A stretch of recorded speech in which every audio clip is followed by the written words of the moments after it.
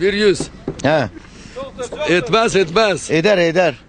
750. Yok olmaz. 800. Olmaz. 100.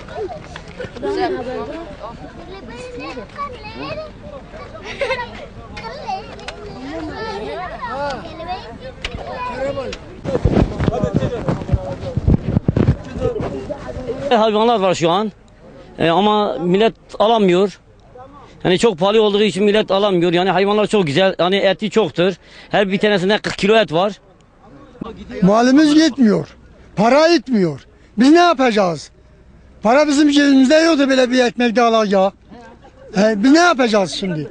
Elimizde de yoktu. Kimse de yoktu, biz götürelim. Biz kaldık burada.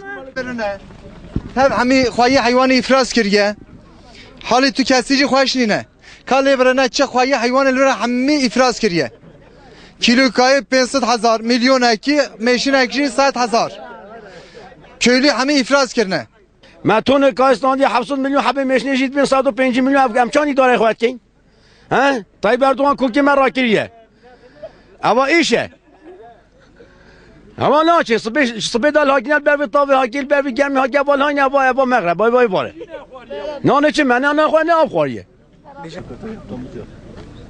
Ama mal sahibini bulacaksan iler kurtar. Abi mesela bizim başbakan, bizim meclis ki koyunun kilosu, yani etin kilosu 20 milyon iken niye sürekli mecliste konuşuyoruz da şimdi samanın kilosu 1 milyon iken konuşmuyor bunları?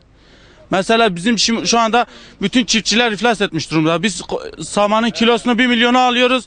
Koyunlarımızı çarşıya getirdiğimizde hiç kimse almıyor. Üstüne gelen ya 100 milyon diyor ya 200 milyon diyor. Alıcı yok ki abi. Sabahtandır buradayım, daha 2 tane satamamışım. Yani sattığımda yarı fiyatına satıyorum.